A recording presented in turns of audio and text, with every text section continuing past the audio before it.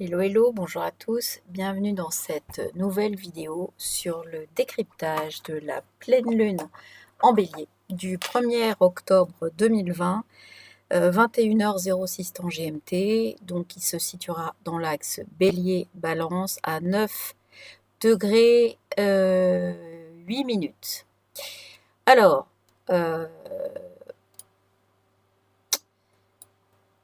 on va voir les choses de façon organisée.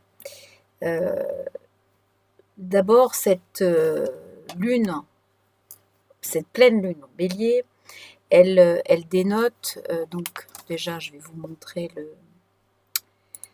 voilà, elle est là, la lune, et là on a le soleil. Donc on est d'accord que la pleine lune, ça résulte de l'opposition. Enfin, la lune est en face du soleil puisqu'on va considérer que nous, on est là. Ok ? Donc, qu'est-ce qui se passe avec une lune en bélier qui fait face à un soleil en balance, c'est-à-dire une volonté plutôt d'aller vers quelque chose de cool, de lisse, de diplomate, de choses comme ça. Là, on se retrouve avec une lune en bélier qui va montrer une certaine tendance à l'accélération. On va avoir beaucoup de dynamisme, hein, beaucoup de tension, beaucoup d'émotions intenses, évidemment, de l'impatience. Mais la lune en bélier, c'est une multitude de conflits aussi. Hein. C'est une multitude de confrontations, encore beaucoup d'agressivité. On est sur l'individu qui veut s'affirmer, une multitude de petites choses ou de gens qui vont vouloir s'affirmer. D'accord beaucoup de choses qui vont être simultanées, d'accord, avec beaucoup d'émotions intenses qui vont être amenées à transiter. Des humeurs changeantes avec la lune, hein. La lune en bélier, ça va être beaucoup peut-être de sentiments d'agressivité qui vont, ou de peut-être de situations qui peuvent tourner à l'agressivité rapidement. On a besoin d'action. Il y a besoin d'action avec une lune en bélier, il y a besoin de bouger, il y a besoin de mouvement, il y a besoin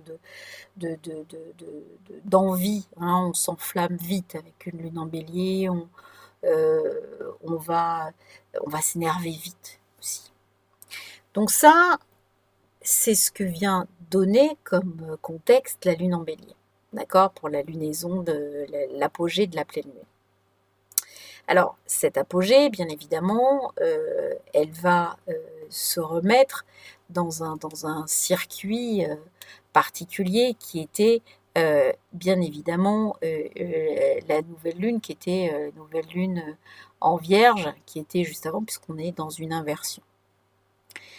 Donc, ici, on est d'accord qu'on va avoir une tension extrême entre les deux luminaires et on va avoir, je dirais, ça va concerner les signes qui sont les signes dits cardinaux.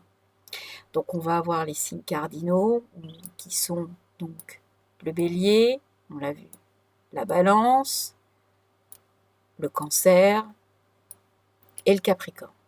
Ce sont donc des signes qui fonctionnent ensemble, hein, ce sont des signes qui démarrent les saisons, d'accord?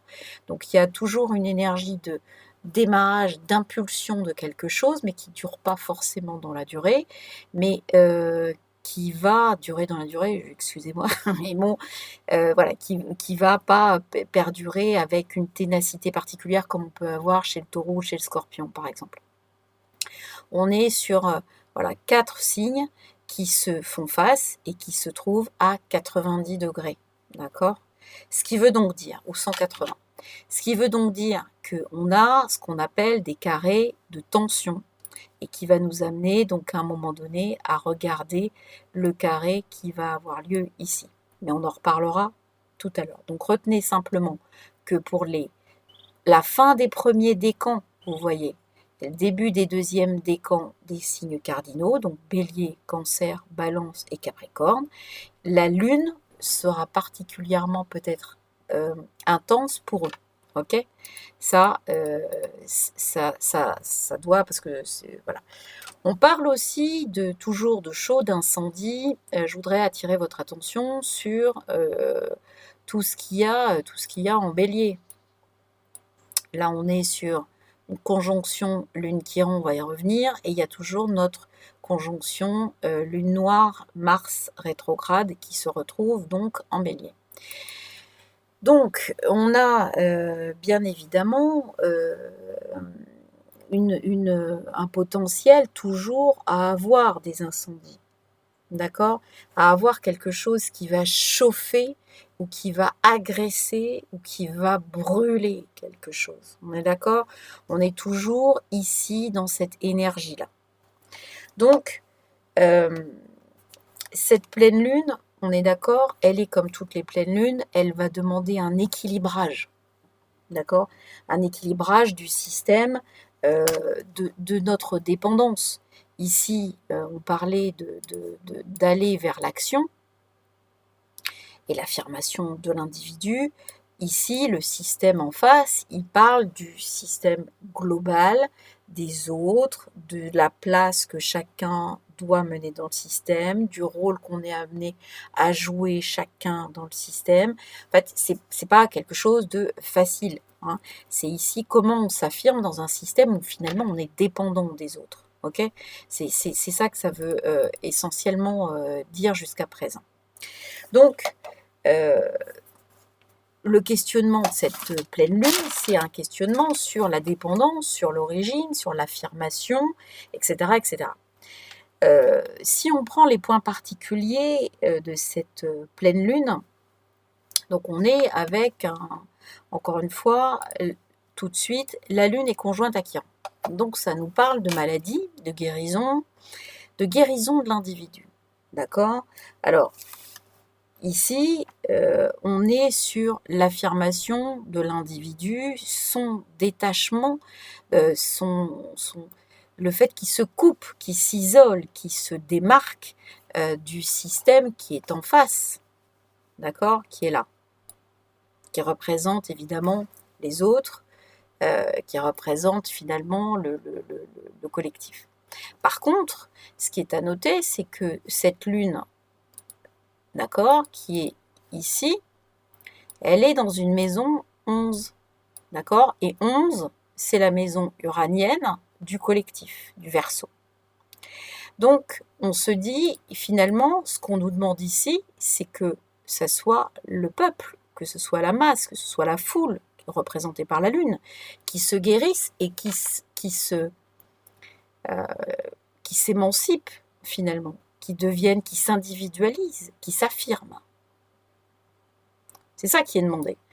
Donc, ce qui est demandé, c'est prenez conscience de vous-même, prenez conscience collectivement que vous êtes une force. C'est ce qui est demandé ici, comme intérêt et comme origine. Ok? Donc, ça, c'est juste notre axe de pleine lune. À côté, dans le signe du bélier, donc qui pousse évidemment dans la même direction, on a toujours la lune noire et Mars rétrograde. Alors, cette conjonction de lune noire, d'abord la lune noire en bélier, on se souvient que cette lune noire, elle est révélatrice de zones troubles, de zones d'angoisse, de peur, inconscientes ou pas d'ailleurs. Et donc, sa conjonction avec Mars, qu'on voit en bélier, là, va nous amener une angoisse supplémentaire. D'accord? Donc, et cette angoisse supplémentaire avec Mars rétrograde, c'est comment est-ce que je vais me dépatouiller de ça? Donc, il y a une histoire, il y a un besoin d'agir, il y a une volonté d'agir, il y a une envie de faire quelque chose, mais le Mars, il ne peut pas. Il ne laisse pas la possibilité de transformer l'action. D'accord? Donc, on veut il y a une nécessité d'agir, hein. On veut transformer, on veut aller vite, d'accord, dans cette action qui est demandée.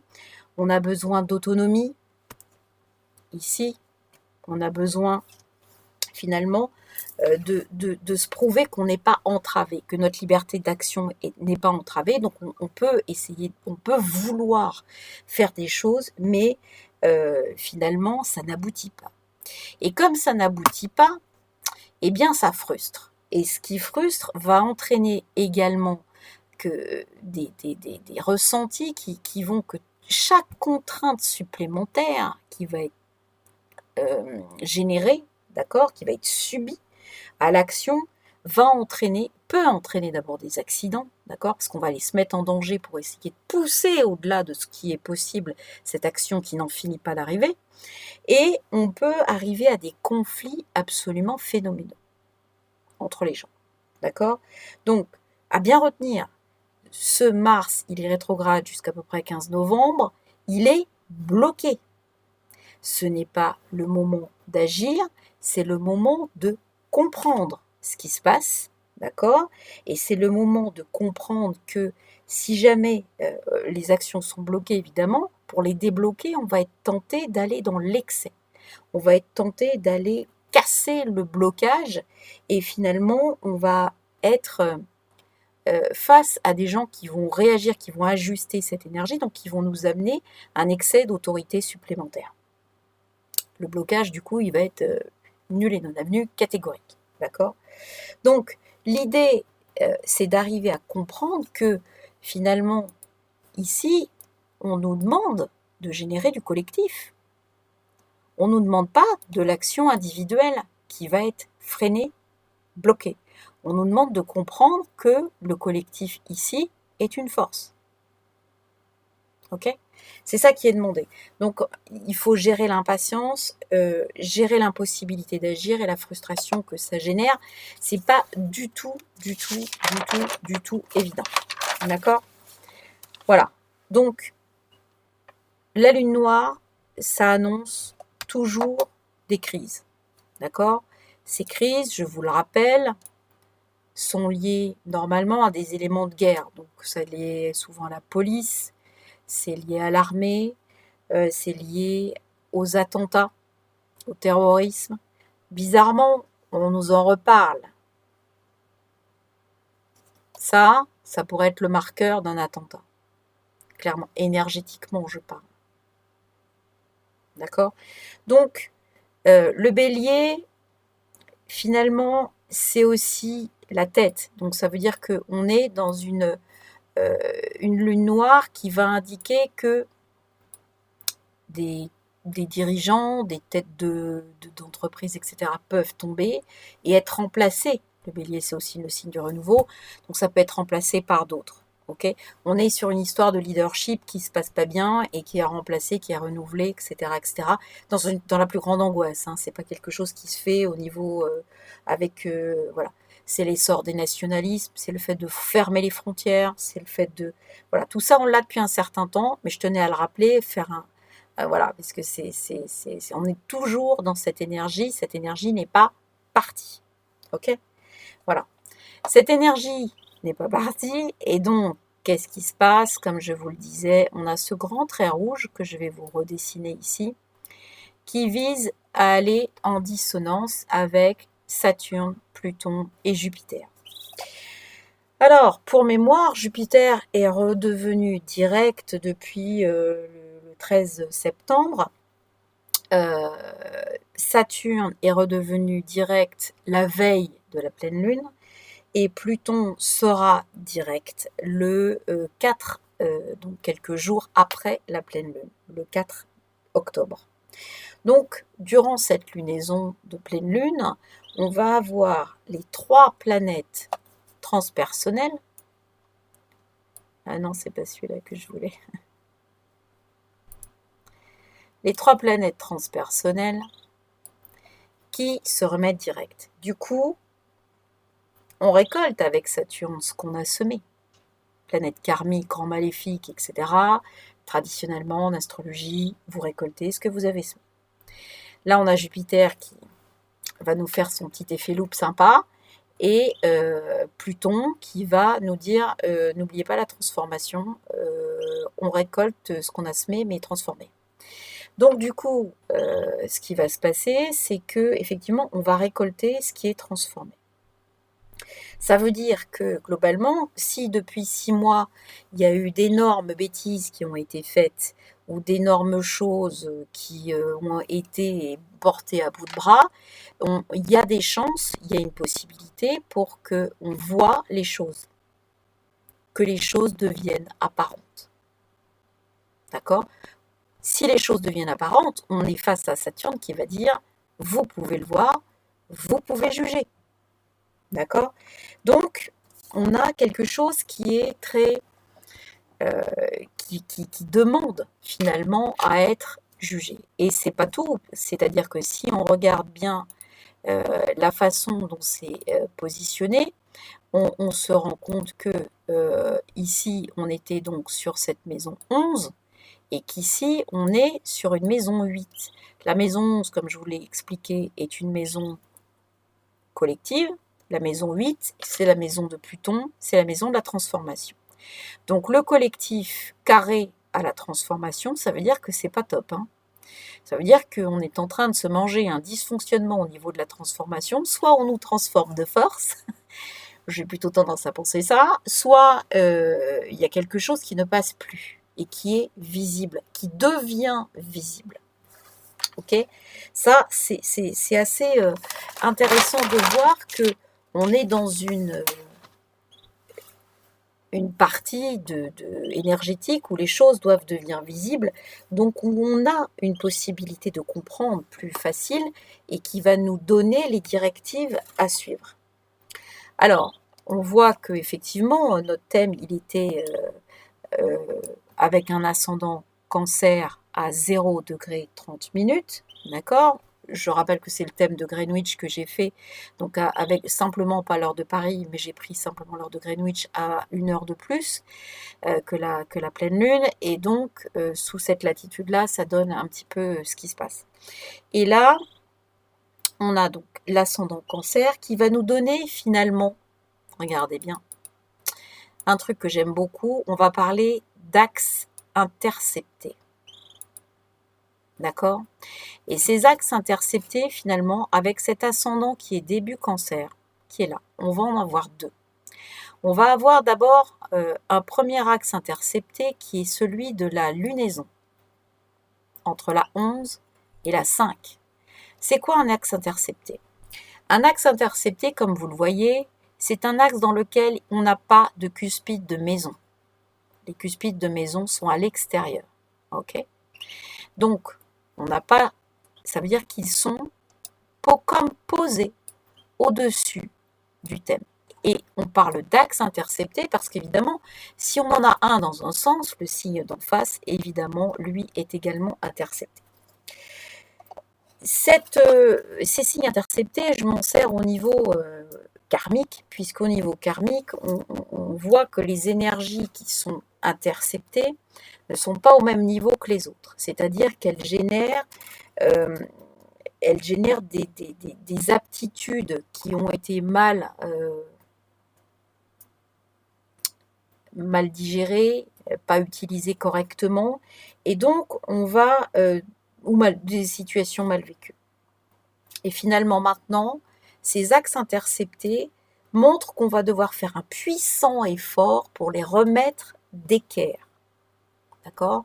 On a abusé d'une énergie, on ne l'a pas traitée, on l'a détournée, on en a fait ce qu'on a voulu, mais en tout cas maintenant, on a des devoirs vis-à-vis d'elle, c'est-à-dire qu'on doit les ramener à l'équilibre et on doit pour ça les travailler. C'est-à-dire qu'il y a une espèce d'histoire de fardeau écrasant qui se passe à l'intérieur de ces axes interceptés et on doit les travailler et collectivement avec la Lune pour pouvoir aller de l'avant et pour pouvoir surtout les remettre, les équilibrer, les remettre au bon niveau. Voilà. Donc le premier axe intercepté, c'est celui du bélier et de la balance. Ok ? Ça, c'est le problème, le questionnement de la relation à l'autre. C'est-à-dire on va aller sans arrêt du bélier qui va être le dialogue très difficile qu'on va avoir avec l'autre, voire un dialogue impossible à un certain niveau, D'accord? Donc on va s'affirmer, on va mener on va avoir des relations conflictuelles, on va s'affirmer trop, on va agresser les gens, on va pas écouter, on va être égoïste. Ou alors, on va basculer du côté de cette balance et on va surtout ne pas vouloir prendre de décision. On s'en remet à l'autre constamment. On n'a pas, on va basculer entre finalement l'hyperagressivité et une forme de lâcheté. Voilà le premier axe, le premier questionnement énergétique qui se pose à l'humanité pour pouvoir être traité. Le deuxième axe intercepté qui se pose, c'est celui du Gémeaux et du Sagittaire. Cet axe du Gémeaux et du Sagittaire, il est très embêtant parce que c'est un axe de dysfonctionnement de l'information. Cet axe de dysfonctionnement de l'information, il veut donc dire que, et de la connaissance, il veut donc dire qu'on a un problème pour se faire entendre et propager la bonne information. La bonne information, finalement, elle nous file entre les doigts et elle est cachée, d'autant qu'elle est en maison 12. Donc sur la santé, on n'arrive pas à avoir la bonne information. Cette information est travaillée, elle est transformée, elle est cachée et on n'arrive pas à avoir la bonne information. D'accord? Donc globalement, ce qui se passe, c'est qu'on face en général à trop d'informations déconnantes, eh bien on est amené à se taire.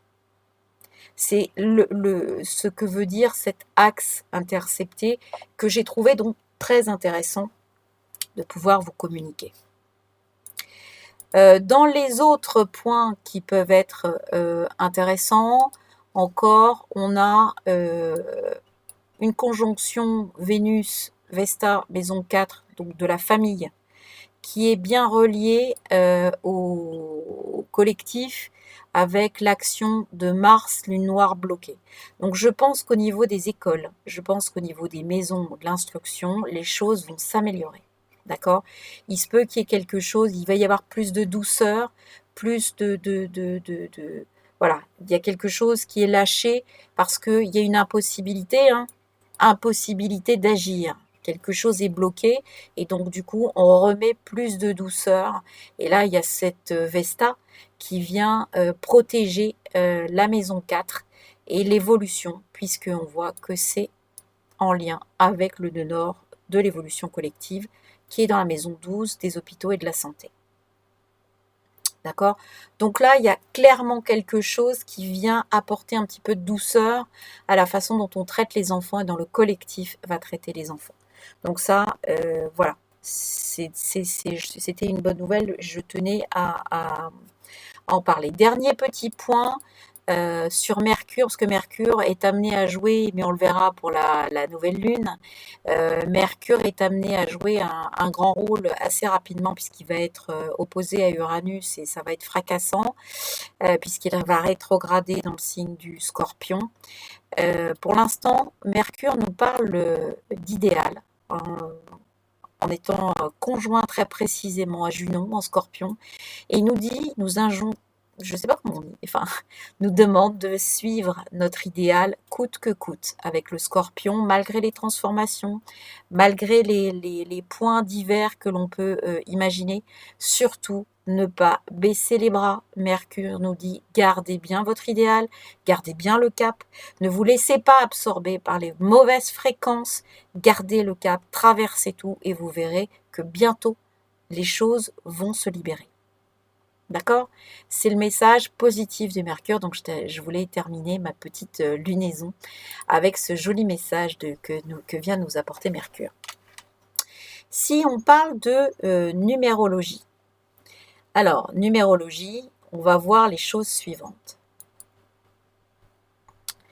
On va aller chercher, donc au niveau de la numérologie, à combien on est? On est à 1er octobre 2020. Octobre 2020, donc on prend 10 plus 4, d'accord, on est donc en mois 10 plus 4, 14. Donc on est en mois 5. Le mois 4 de septembre nous a donc limité. Le mois 5, lui, c'est un mois d'expansion, c'est un mois d'explosion, c'est un mois de choses multiples qui vont aller les uns se mettre avec les autres. Et le mois 5, ça va être beaucoup de stress, beaucoup de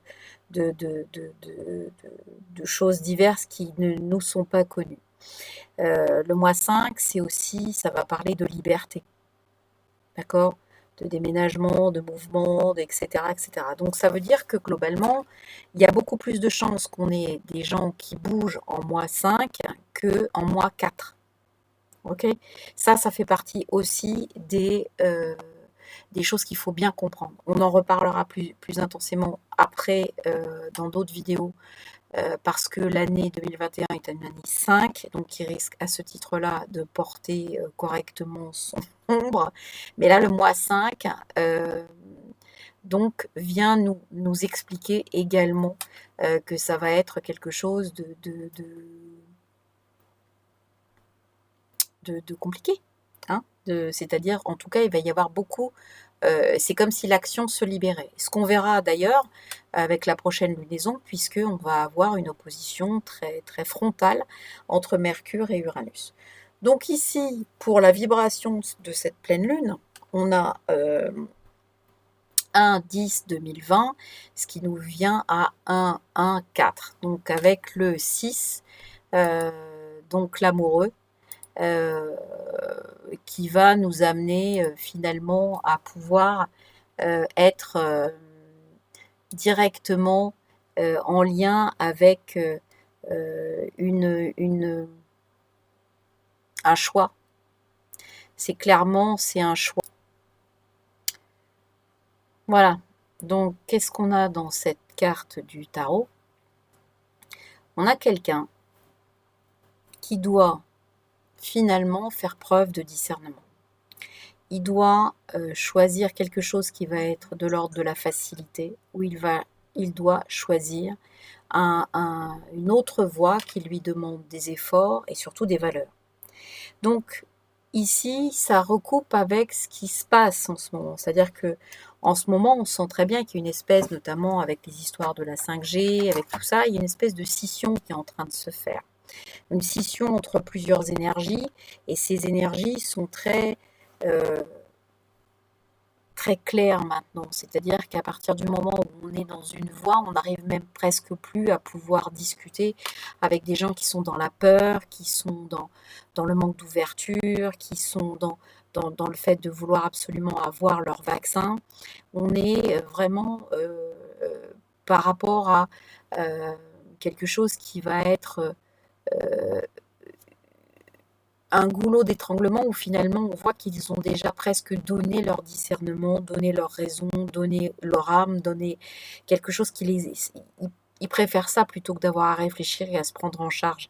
C'est exactement donc la notion de notre lunaison qui vient nous montrer que finalement on avait ni plus ni moins qu'une directive de la Lune qui vient nous dire il faut que le collectif se fédère et que surtout on prenne conscience de la guérison, hein, Lune Chiron, qui va frapper les individus à l'intérieur du collectif. Et c'est vraiment ça qui nous est demandé. Voilà, bah écoutez, je vais vous embrasser. Prenez soin de vous, en tout cas, faites attention, gardez votre modération, parce que là, ça va pulser quand même. Hein. On rentre vraiment dans quelque chose de dur, et là, ça pulse, ça pulse, ça pulse. Donc, surtout, gardez une grande modération, une grande distance avec ce qui est en train de se jouer devant vous. Ne rentrez pas dans des choses trop intenses, gardez votre discernement. On peut être amené à agir, mais globalement, on n'est pas loin d'avoir la solution pour agir. Pour l'instant, Mars est encore bloqué, donc les actions risquent d'être encore très frustrantes. Donc surtout, ne retournez pas cette frustration contre vous. Soyez en conscience que les énergies sont vraiment très très fortes et vont nous emmener sur des distances qui sont volontairement, qui nous poussent volontairement à la faute. Je vous embrasse et je vous dis à très très vite pour une prochaine capsule. Ciao!